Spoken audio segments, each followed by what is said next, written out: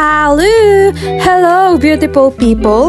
Welcome back at Everything Nice at Mitch Succulent Love, and I'm inviting you to like and subscribe to my channel, and please hit the notification bell for more updates on my videos. And I'm placing permanently my everyday vlog at 7 p.m.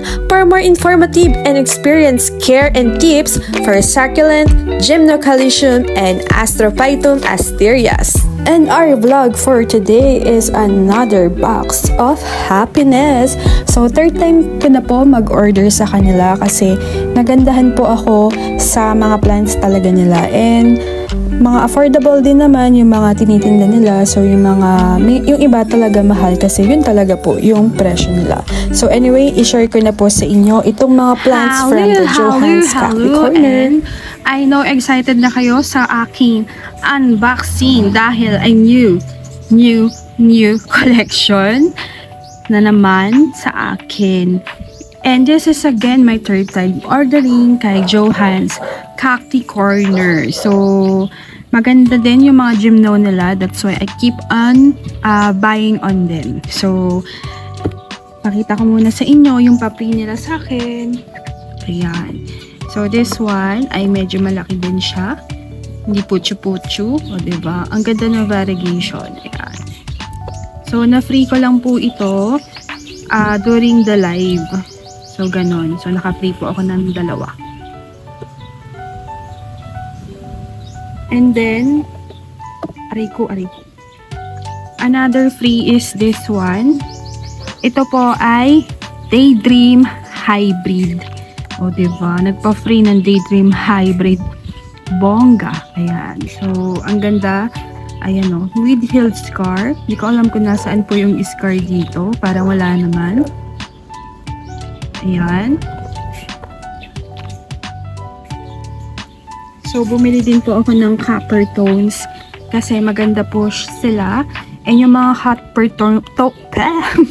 yung mga copper tones po is 250 po ang isa. Ang bili ko sa kanya. So, medyo pricey po siya. Ayan. So, medyo nag-lessen na yung kulay. So, ito pa po. Ayan. Copper tones din po siya. So, maganda po siya. Promise. Ayan.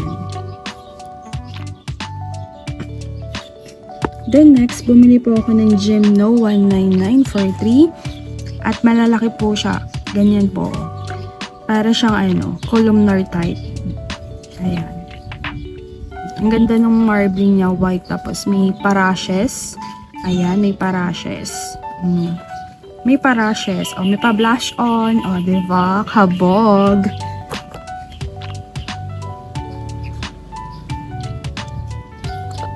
So, eto din, ayan. Hindi ko na maalala to kung magkano ko nabili. So, this is a single spine. Ayan. So, with marbling. So, ayan, tingnan nyo. Pulobot na. And of course, again, you have to assess your Gymnocalycium kung dehydrated or not. Ayan.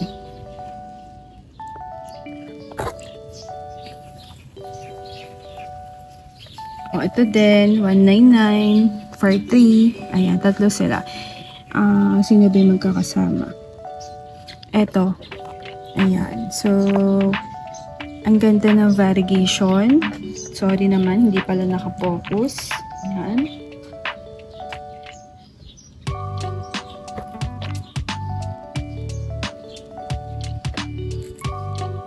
Tapos, ito po yung kasali. Bali, magkakaiba po sila ng size. Ayan.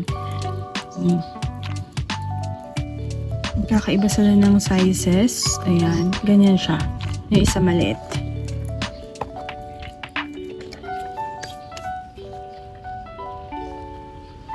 And then, ito, tingnan nyo naman. Dalawa na lang yung dadasalan ko para maging perfect variegation siya. Ayan. O, diba? Ang ganda. Para siyang may ganon-ganon. Iba siya. O, diba?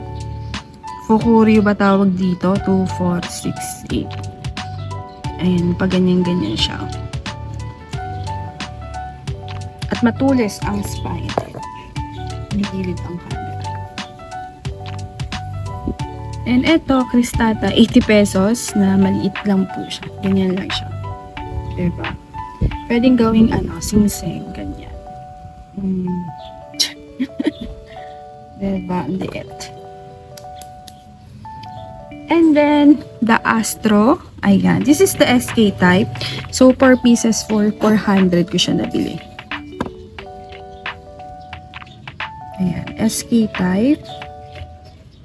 So, yung mga magaganda kong Astro from the Johans Cacti Corner din.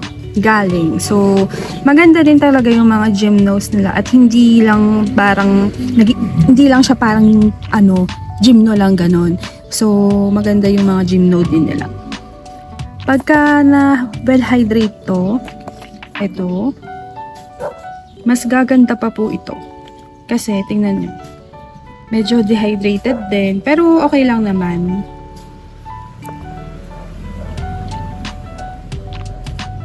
Ito pa, the last part of the 4 pieces Astro, the SK type. So, ayan. So, din siya, pa-floppy. Ayan. So, actually, yung mga nandito ko is from the Johans Cacti Corner, yung mga Astro na yan, and yung ibang magagandang gymno is from them. So, maganda talaga.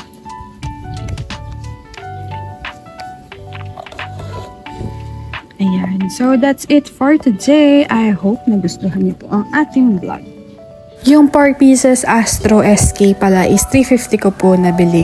Tapos, bali 4 po yung nakuha kong free. Basta lagi pong ganyan sila mamahana, hindi po sila madamot sa free. Lagi po sila nagbibigay, laging may 2. Kahit na naka-mind free ka through their live selling. So, ayun, isa din sila sa marerecommend ko sa inyo kasi maganda talaga din yung mga plants nila. Thank you for watching at Everything Nice at Mitch, Succulent Love. See you on my repotting vlog.